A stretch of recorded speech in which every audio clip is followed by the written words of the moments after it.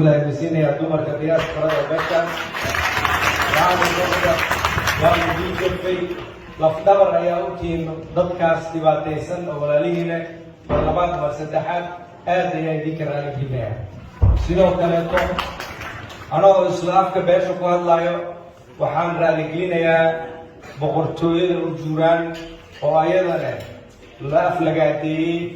قفك أفلقاتي ما عباش كم عرضه mana ku hadli karo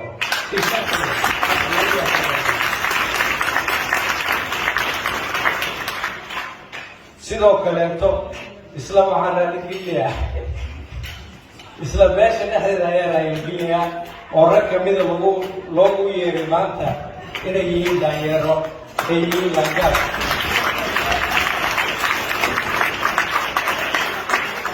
hadima garan karo caqliga keenayo iyo waxa kalifaayo in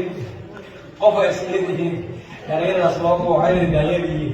marka waxaa ii muuqata kalsooni daro inay tahay waxyaran noqda marka walaalayaalow dagaalkan waa lagu wada jiraa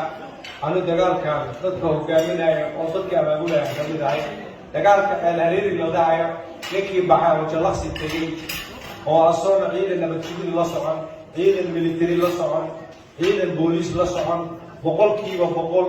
dadka reer hiilaan ma aha keliya beesha abaabulay midayntooda ka shaqaynayo